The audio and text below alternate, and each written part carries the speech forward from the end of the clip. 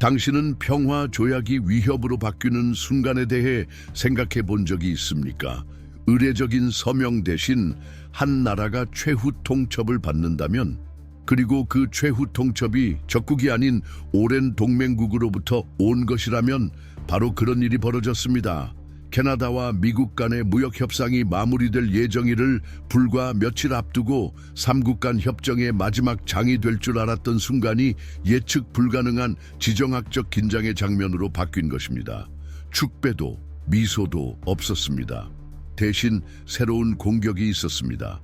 전차가 아니라 관세로, 외교관이 아니라 성명으로. 협정의 최종 조건이 발표될 것으로 언론이 기대하던 그날 아침, 백악관은 정반대의 행동을 취했습니다.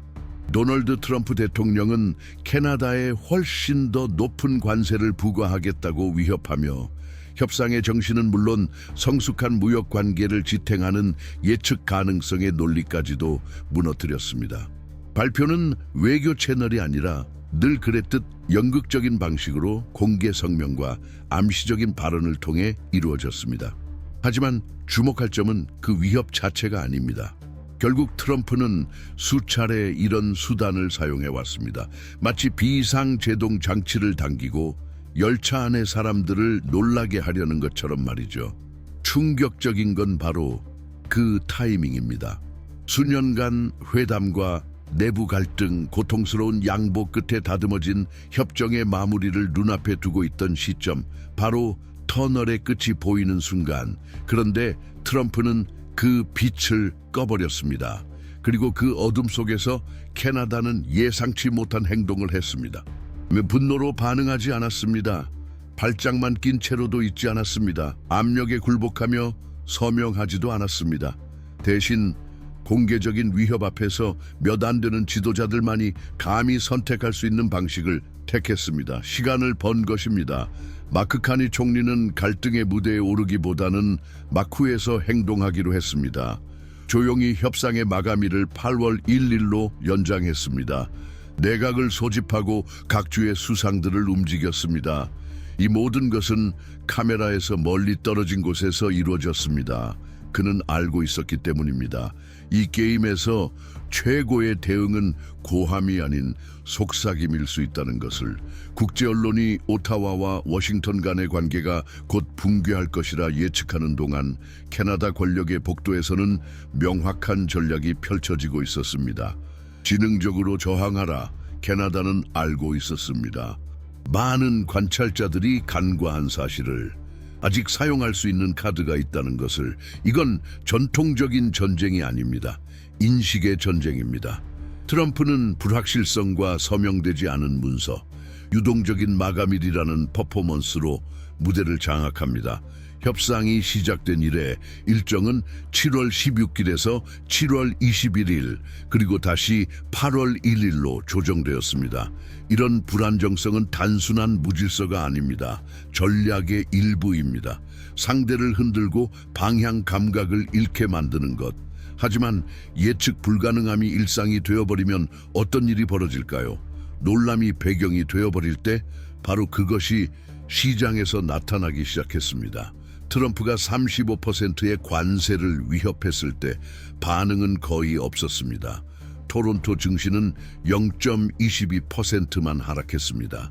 이는 세계가 지쳐가고 있다는 명백한 신호였습니다.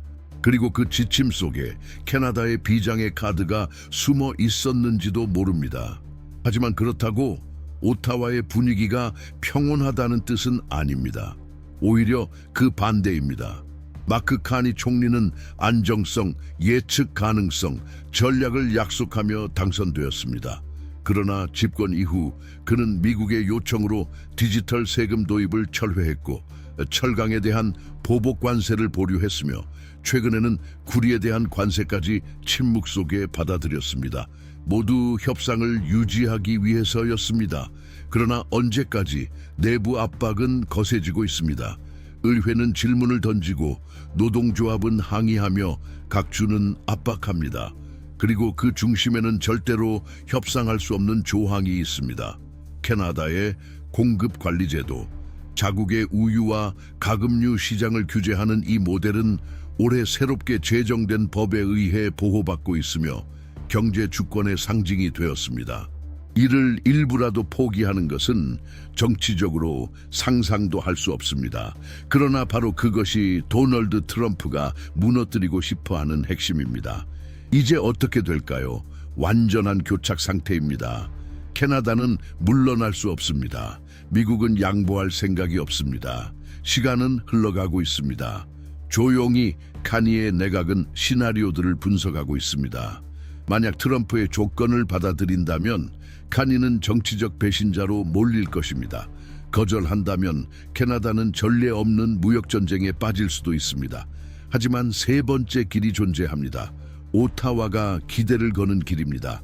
시간을 끌며 저항하고 동맹을 재편하고 대체 공급망을 강화하며 상대방의 쇼가 대중을 질리게 만들기를 기다리는 것.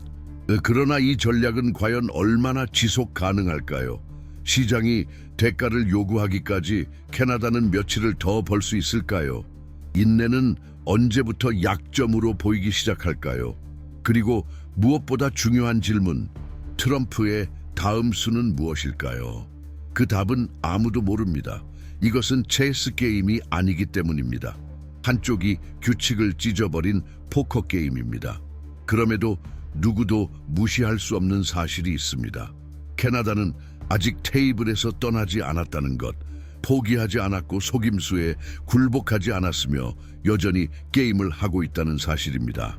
그리고 이 게임에서 수백만의 노동자와 기업, 전체 시장의 운명을 결정하는 이 게임에서 시간은 힘입니다. 전략은 힘입니다. 저항은 힘입니다. 이제 세계는 지켜보고 있습니다. 그리고 울리는 질문은 캐나다가 승리할까가 아니라 캐나다가 이 과정을 통해 자신의 존엄을 지켜낼 수 있을까입니다. 왜냐하면 결국 이 이야기는 단지 관세나 시장의 문제가 아니기 때문입니다. 주권의 문제, 원칙의 문제, 그리고 두려움이 한 국가의 미래를 지배하지 못하게 하는 용기의 이야기이기 때문입니다. 지난 몇 주 동안 전 세계는 워싱턴에서 쏟아져 나오는 날짜와 성명의 혼란스러운 춤을 지켜보았습니다. 캐나다와의 협상을 마무리하기 위한 마감일은 원래 7월 16일이었습니다. 그 후에는 7월 21일로 변경되었고 이제는 8월 1일로 고정되었다고 하지만 그 날짜가 정말로 의미가 있는지는 아무도 확신하지 못합니다. 왜냐하면 트럼프에게 있어 날짜란 풍선과도 같기 때문입니다. 그는 그것을 불고 놓아주고 터뜨리고 웃고 그리고 모든 것을 다시 시작합니다. 하지만 이제 누군가가 아직도 웃고 있을까요?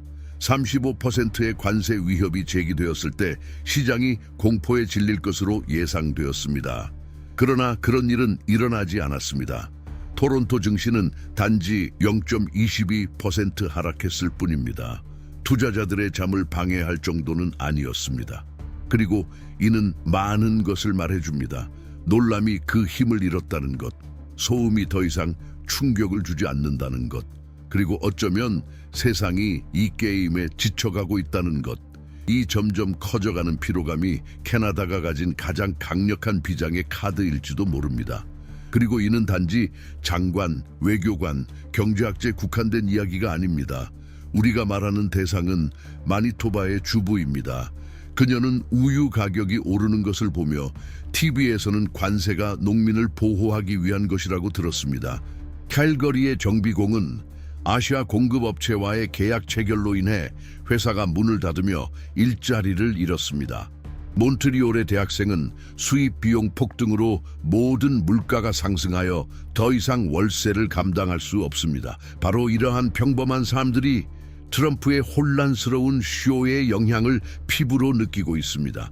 트럼프에게는 모든 것이 퍼포먼스입니다. 심지어 가족들의 고통조차도. 그의 목적은 압박을 유도하고 혼란을 일으키며 무역 파트너를 선거 캠페인을 위한 즉석의 적으로 바꾸는 것입니다. 그리고 그 전략은 더 이상 통하지 않게 될 때까지는 효과가 있습니다. 우리는 어쩌면 지금 그 지점에 다다르고 있는지도 모릅니다. 새로운 위협의 사이클이 반복될수록 나라들은 더 이상 놀라지 않고 대비하기 시작합니다. 캐나다는 그 점을 배우고 있습니다.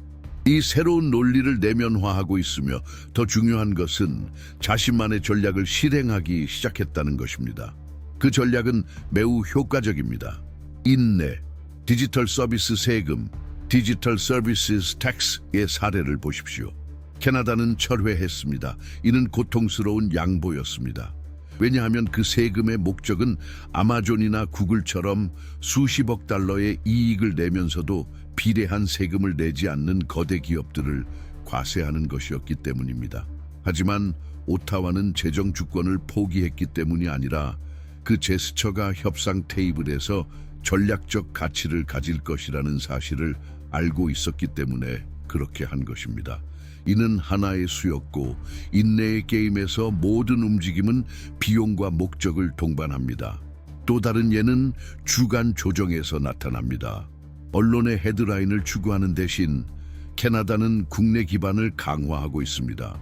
엘버타와 온타리오 같은 주는 서로 간의 관료주의를 줄이고 경제 회복력을 높이기 위한 내국 무역 협정을 체결했습니다. 노바스코시아는 오타와와 협력하여 산업 전략 강화에 나서고 있습니다.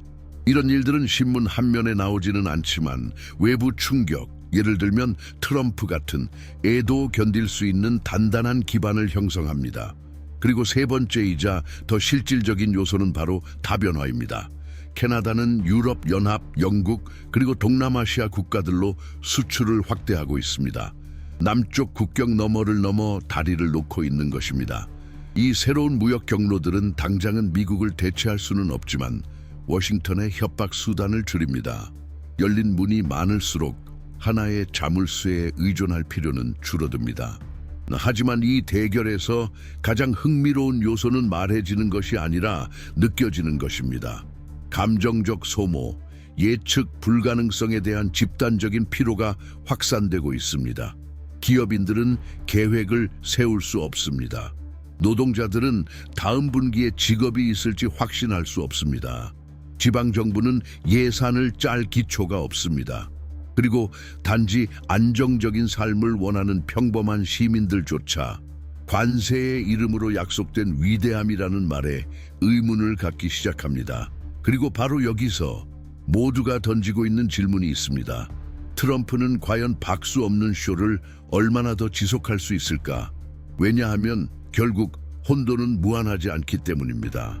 혼돈은 충격이 필요합니다. 반응이 필요하고 놀라움이 필요합니다. 모든 것이 위협으로 변하면 아무것도 두렵지 않게 됩니다. 매주가 위기인 세상에서는 어느 것도 급박하게 느껴지지 않습니다. 적이 매번 바뀐다면 관객은 이야기의 흐름을 잃습니다. 바로 이 공백 속에서 캐나다는 힘을 찾아내고 있는 중입니다. 마크 카니는 이를 이해했습니다. 그가 카리스마 있거나 대중 영합적인 인물이기 때문이 아닙니다. 그는 전략가이기 때문입니다. 트럼프를 소리로 이기려는 대신 그는 계산된 침묵을 택했습니다. 다른 위협으로 대응하는 대신 시간으로 응수하고 있습니다. 그는 결국 세상은 폭발적인 헤드라인보다 오래 지속되는 합의를 더 소중히 여긴다는데 베팅하고 있습니다. 하지만 이는 위험한 베팅입니다. 시계는 계속 흐르고 있기 때문입니다. 모든 연극처럼 마지막 장은 반전을 가져올 수 있습니다. 트럼프가 베팅을 더 키울 여지는 여전히 남아 있습니다. 캐나다가 한계를 넘도록 밀려날 위험 역시 존재합니다. 그리고 경제, 고용, 미래에 대한 실질적인 위험들도 여전히 남아 있습니다. 하지만 지금 차이점이 하나 있습니다. 캐나다는 이제 폭풍을 견디려는 것이 아니라 그 속을 항해하는 법을 배우고 있다는 것입니다. 그리고 이 모든 것을 멀리서 지켜보는 당신은 아마도 이렇게 묻고 있을 겁니다. 이게 나와 무슨 상관이 있지? 그에 대한 답은 모든 것입니다. 왜냐하면 오늘날의 세계에서는 워싱턴에서 내린 결정이 당신의 마트에서 쌀 가격에 영향을 미치고 한 대통령이 부과한 관세가 당신의 신용카드 요금에 영향을 미치며 국제적 불안정성이 당신 집 현관문을 두드리는 시대이기 때문입니다. 정치를 무시하는 건 이제 누구도 누릴 수 없는 사치입니다. 마크 카니는 분명한 약속을 내세우며 당선되었습니다. 미국과의 관계를 안정화하고 외교적 이성을 회복하겠다는 약속이었습니다. 그러나 그가 취임한 이후 그 이성은 그 어느 때보다도 거세게 시험받고 있습니다. 기술 대기업들에 대한 디지털 세금의 중단, 철강 분야에서의 보복 조치 유예, 알루미늄에 대한 정당성 없는 관세 수용, 이 모두는 과거였다면 패배로 간주되었을 양보였습니다. 하지만 카니는 이를 항복이 아닌 전술적 방패로 옹호합니다. 우리는 시간을 벌고 있습니다. 그가 닫힌 문 안에서 반복하는 말입니다. 하지만 질문은 이겁니다.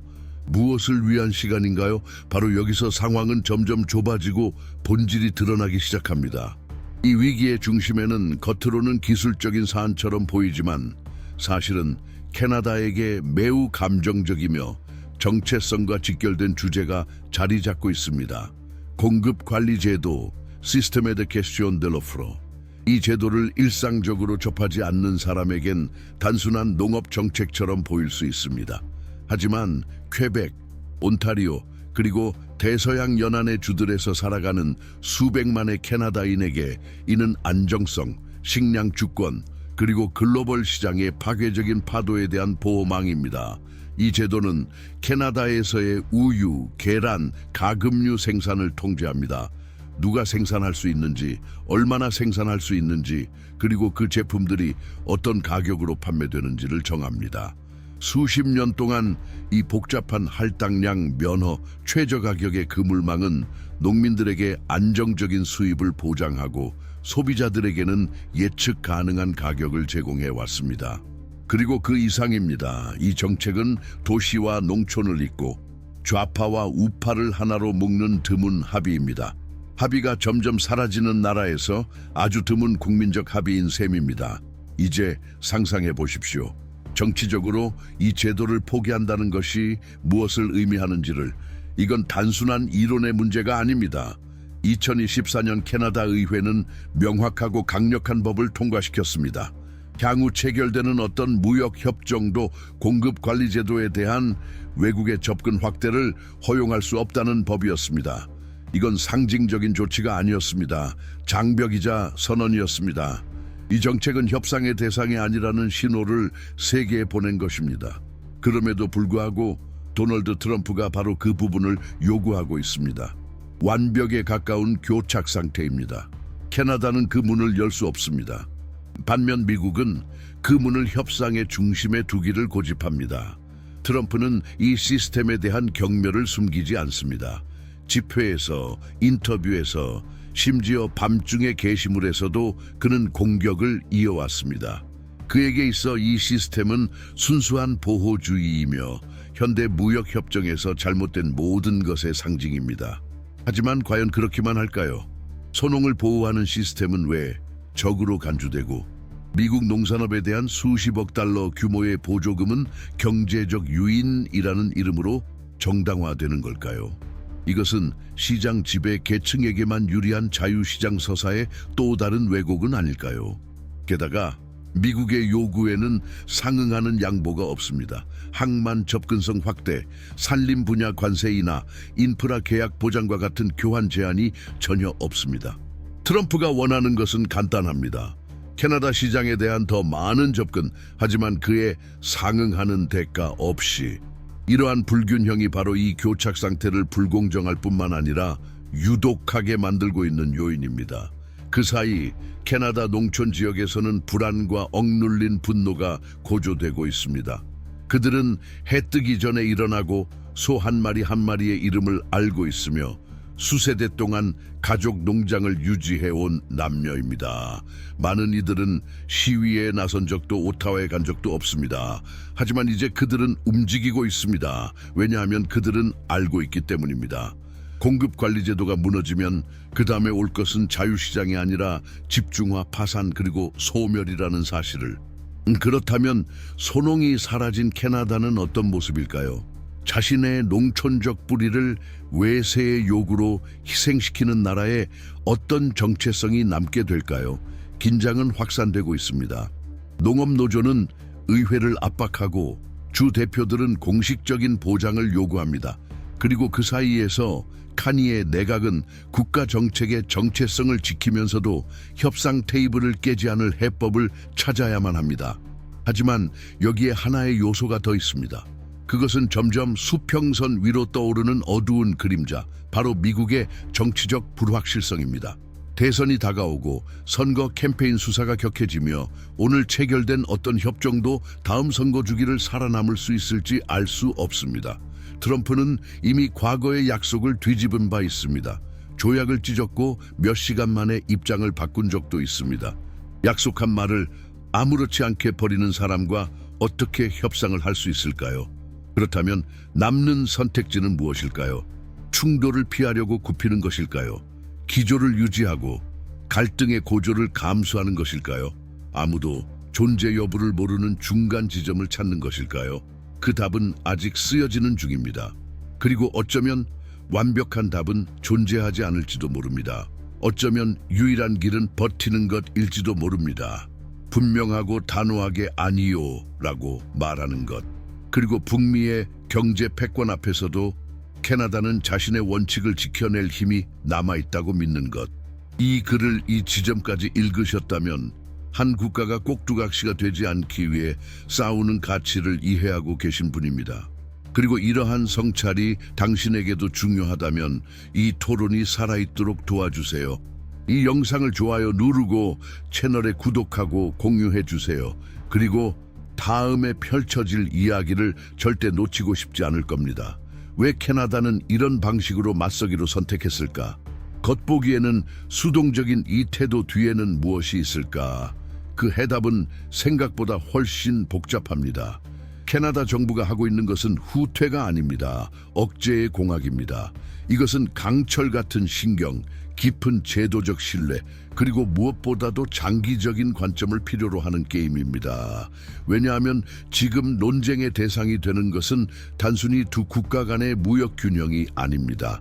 불안정한 제국의 경제적 협박에 민주주의 국가가 어떻게 대응하는가에 대한 모델이기 때문입니다.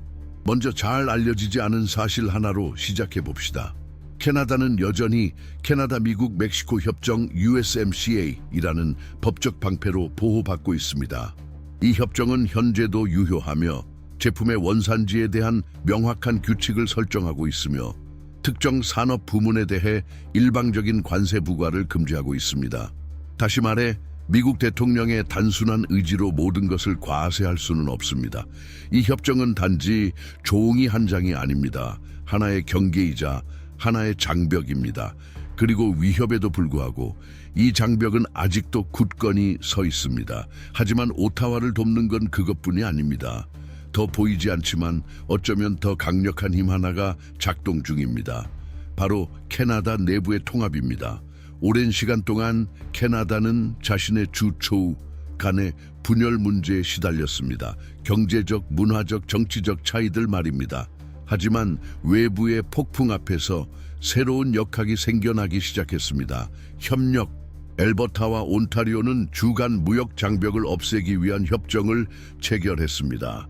이것은 워싱턴의 압박에도 불구하고 캐나다 지역들이 더 통합되고 있다는 신호입니다. 수입 의존도를 줄이고 자원을 최적화하며 가치 사슬을 강화하고 있는 것입니다. 이는 뉴스 헤드라인에는 잘 등장하지 않지만 구조적인 판을 근본적으로 바꾸고 있는 움직임입니다. 예를 들어 당신은 알고 있었나요? 노바스코샤주가 연방정부와 함께 공동산업 전략을 수립 중이라는 사실을. 역사적으로 국가 경제 결정에서 소외되어 왔던 대서양 지역의 이 주가, 이제는 생산 재건의 중심 테이블에 앉고 있습니다. 이건 단순한 산업 정책이 아닙니다. 국가의 재창조이며 분산된 저항의 형태입니다. 그리고 이 모든 일은 세계의 시선이 오직 오타와에만 집중되어 있는 동안 벌어지고 있습니다. 마치 이 나라가 단순한 지도상의 한 점인 것처럼 말입니다. 하지만 캐나다는 살아있는 유기체이며 변화에 적응하고 있다는 사실. 지금 캐나다에서 일어나고 있는 것은 바로 그것입니다. 더 응집력 있는, 더 민첩한, 더 실용적인 새로운 캐나다의 탄생. 그러나 이 재건은 하나의 불편한 질문도 함께 가져옵니다. 이것만으로 충분할까? 결국 도널드 트럼프는 같은 규칙으로 경기를 하지 않습니다. 그는 협정을 찢고 조약을 왜곡하며 제도를 조롱합니다. 그의 논리는 경제가 아니라 선거입니다. 그의 무기는 법이 아니라 무대입니다. 그렇기 때문에 현실적인 위험은 여전히 존재합니다. 모든 법적 보호와 내부 전략에도 불구하고 캐나다는 언제든 임의적인 명령 하나에 짓밟힐 수 있습니다. 그 명령은 단지 헤드라인과 표를 노린 연극적인 제스처일 수도 있습니다. 그래서 오타와는 국내 안정에만 의존하지 않고 국경 너머를 바라보고 있습니다. 그 어느 때보다도 다면화를 추진하고 있습니다. 지난 3년간 캐나다의 유럽연합 수출은 꾸준히 증가해 왔습니다. 포괄적 경제 무역 협정 치타은 이제 관세 예측 가능성을 필요로 하는 산업들에 있어 생명줄과 같은 다리가 되고 있습니다. 브렉시트 이후 재정립을 꾀하는 영국 역시 캐나다 제품에 점점 더 중요한 파트너가 되고 있습니다. 그리고 인구 증가와 빠른 산업화를 동시에 겪고 있는 동남아시아는 식품, 기술, 청정에너지에 있어 신규 시장의 최전선이 되고 있습니다. 그런데 왜 이것이 중요할까요? 불과 얼마 전까지만 해도 미국은 유일한 선택지였습니다. 워싱턴에서 발생한 작은 잡음조차도 캐나다 경제 전체를 흔들 수 있던 시대였죠. 하지만 이제는 아닙니다. 이제 오타와는 대안이 있습니다. 그리고 그 대안은 계획적으로 구축되고 있습니다. 당신은 알고 있었나요? 2025년 캐나다는 대서양 항구를 유럽 중심 산업지대와 직접 연결하는 새로운 물류 회랑을 개통했습니다. 대부분의 분석가들이 무시한 이 프로젝트는 운송 지리 정치의 판을 새로 짜고 있습니다. 미국 항구에 대한 의존을 줄이면서 국가의 자율성이 숨을 쉴 수 있게 된 것이죠. 하지만 이 모든 전략에도 불구하고 여전히 하나의 강력한 적이 존재합니다. 사회의 피로감. 정치 지도자들이 방어를 구축하고 있는 동안 일반 시민들은 지치기 시작합니다. 불안정성의 가격 상승에 그리고 자신이 선언하지도 않은 전쟁의 거래 수단이 된 듯한 느낌에 인내심에도 한계가 있습니다. 그리고 그 한계는 점점 가까워지고 있습니다. 위니펙에서는 소규모 상인들이 미국 공급업체와의 재고 갱신에 어려움을 호소합니다. 몬트리올에서는 전자부품 가격이 새로운 관세 위기가 시작된 이후로 15% 이상 상승했습니다. 밴쿠버에서는 슈퍼마켓 체인들이 미국 가공품에 대한 의존도를 줄이기 위해 남미에서 과일 수입을 고려하고 있습니다. 이 각각의 이야기는 하나의 불편한 질문을 안고 있습니다. 이 폭풍이 잠깐의 현상이 아니라면, 이 새로운 세계가 곧 새로운 일상이라면, 그렇다면 캐나다에게는 선택지가 없습니다. 계속해서 자신을 재창조해 나가는 것뿐입니다. 그리고 아마도 그 과정에서 진정한 힘을 발견하게 될지도 모릅니다. 그 힘은 즉각적인 보복이 아니라 더 적게 의존하고 더 잘 통합되며 더 잘 준비된 국가를 조용히 만들어가는 끈질긴 구축의 힘입니다. 결국 이 싸움에서 진정으로 걸린 것은 단순한 무역 협정이 아닙니다. 한 국가의 미래입니다. 무릎을 꿇는 대신 자신의 건축 구조를 재편하기로 결심한 국가의 이야기. 조용히 세계에 이렇게 말하는 나라의 이야기입니다. 당신들이 볼륨을 높여도 우리는 해야 할 일을 계속할 것이다. 사실로 돌아가 봅시다. 캐나다 통계청 Statistics Canada. 이 최근 발표한 자료에 따르면 2025년 5월 캐나다의 대미 수출은 2020년 이후 가장 낮은 수준을 기록했습니다. 하락세는 점진적이었지만 이제는 구조적인 현상으로 굳어지고 있습니다. 가장 큰 타격을 입은 부문은 어디일까요? 광업, 자동차 산업, 대규모 농업, 그리고 무엇보다도 제철 산업입니다. 한때 북미 생산 협력의 상징이었던 캐나다의 철강과 알루미늄은 현재 각각 25%와 50%의 관세를 부과받고 있습니다. 다시 말해 위협처럼 취급되며 벌을 받고 있는 것입니다. 하지만 무엇 때문에 벌을 받는 걸까요?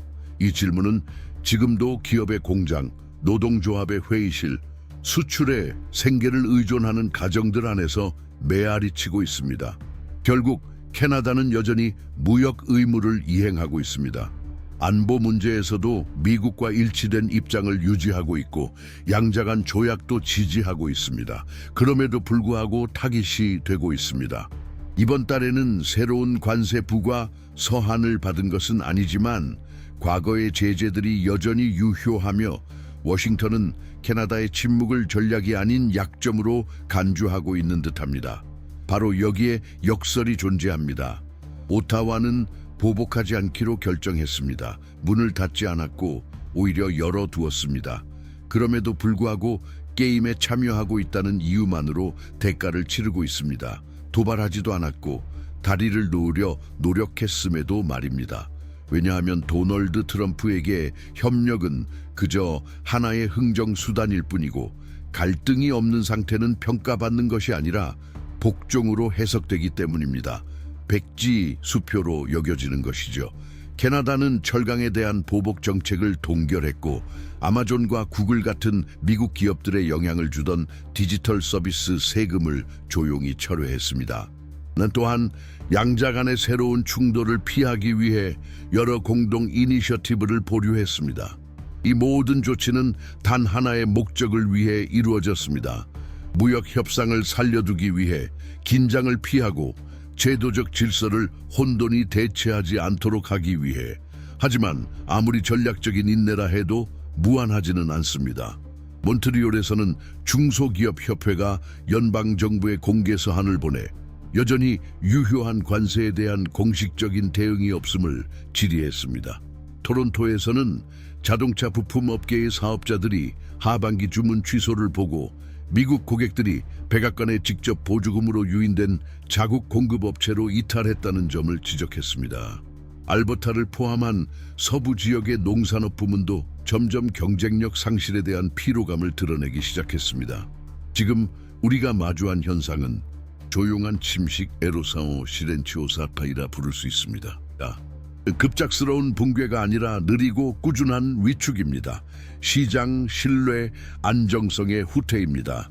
그리고 매주 아무런 해결 없이 시간이 흐를수록 그 상처는 더 깊어지고 있습니다. 이제 우리는 본질적인 질문에 도달하게 됩니다. 외교의 한계는 어디일까요?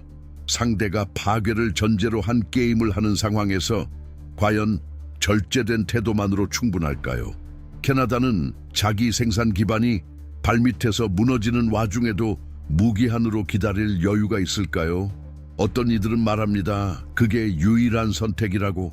지금 보복한다면 오히려 트럼프가 원하던 것을 주는 것일 수 있다고. 그는 적을 필요로 하며 지금 싸움을 시작하는 건 바로 그의 무대에 올라가는 일이라고. 하지만 또 다른 이들은 인내의 시간이 끝났다고 말합니다. 바로 이 지점에서 이야기의 균열이 시작됩니다.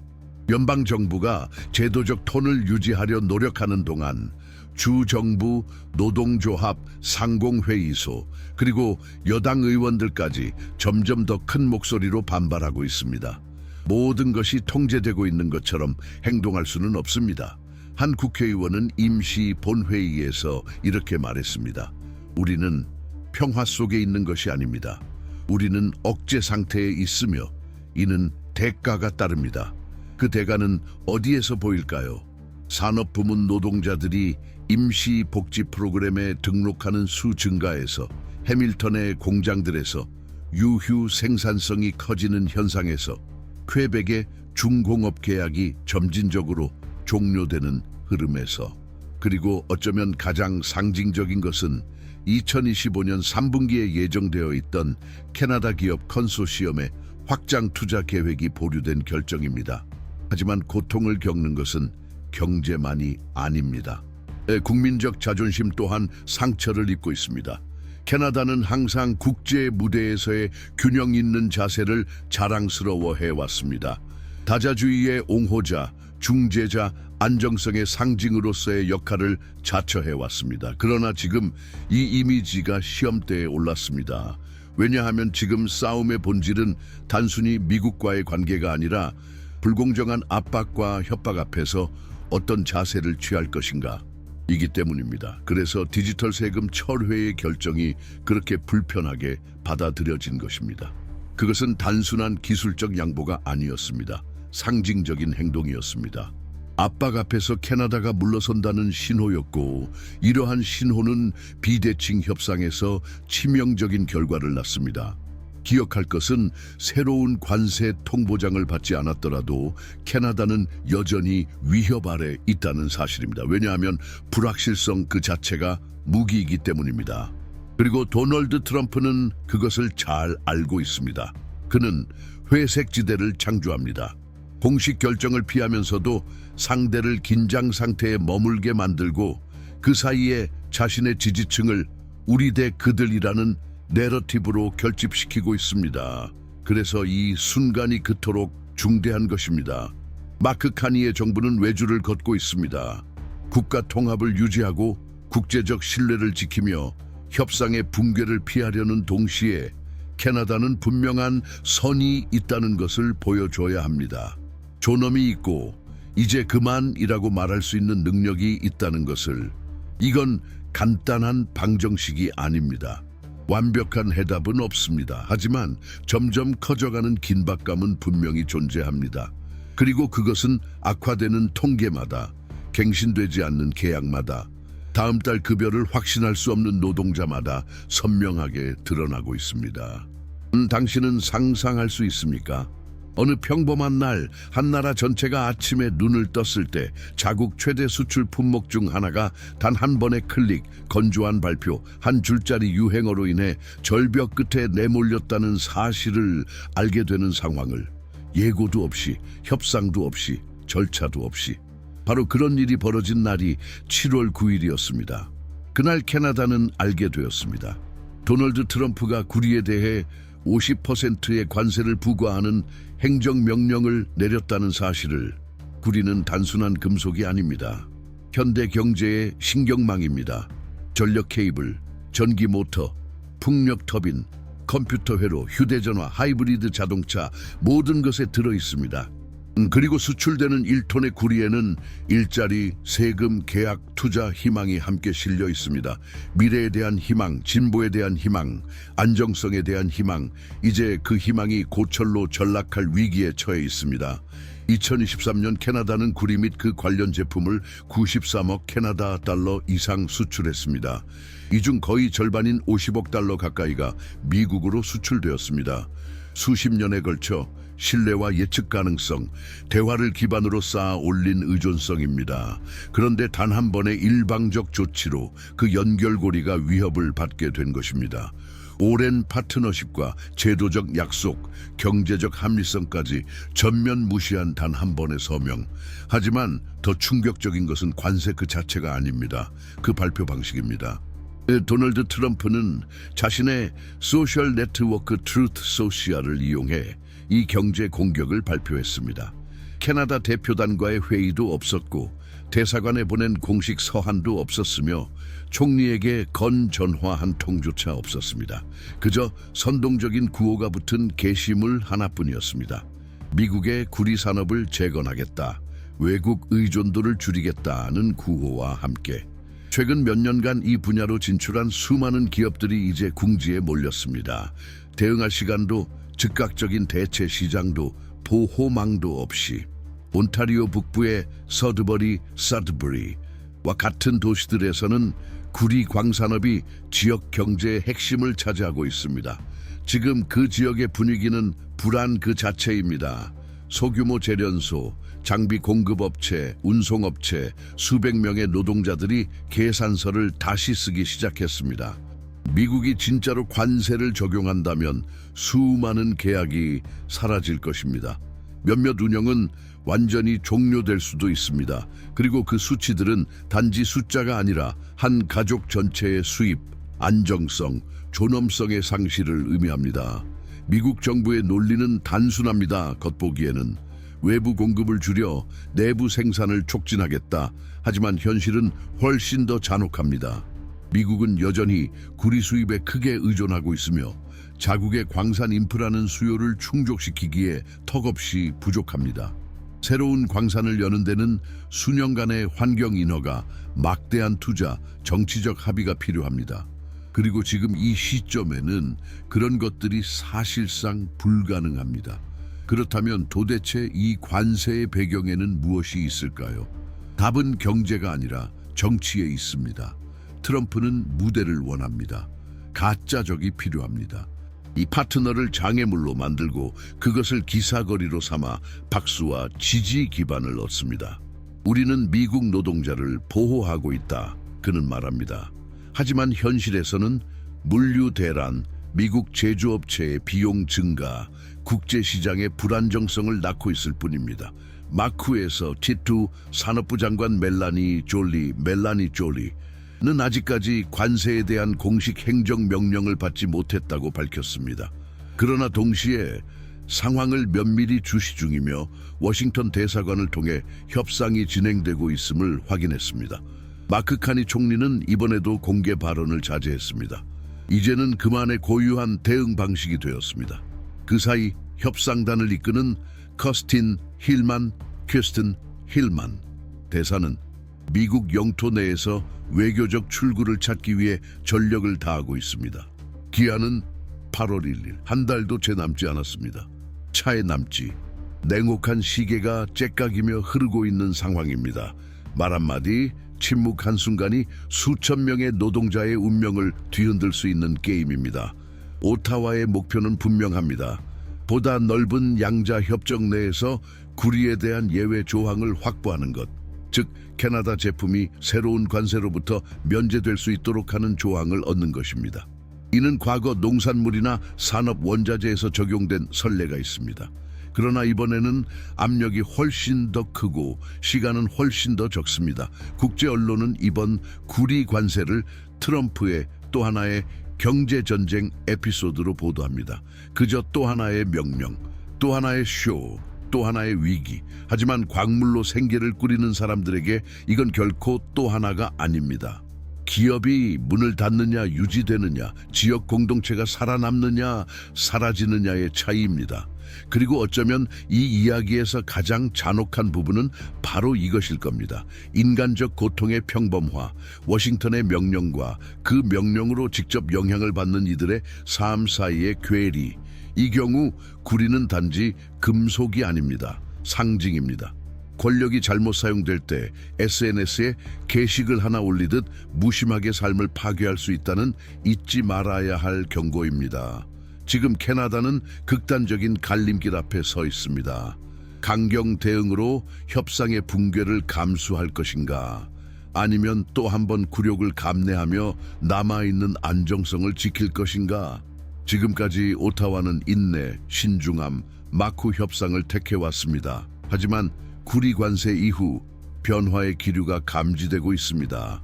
생산자, 시장 상인, 노조 기업인들의 분노가 수면 위로 떠오르고 있습니다. 그리고 수개월 만에 처음으로 연방정부도 상황에 따라 단호한 어조로 전환할 준비가 되어 있음을 시사하고 있습니다. 만약 그것이 당신의 국민이었다면요. 만약 그것이 당신의 기업, 당신의 급여, 당신의 평온함이었다면요. 당신이 뽑지도 않은 권력자들이, 당신의 언어도 모르는 이들이, 단 한 번도 당신의 땅을 밟아본 적 없는 이들이 내린 결정으로 흔들리고 있었다면요. 당신은 당신을 짓밟는 이 거대한 기계의 일회용 부품으로 살아가는 것을 받아들이겠습니까? 아니면 들리기를, 존중받기를, 자유롭기를 요구하겠습니까?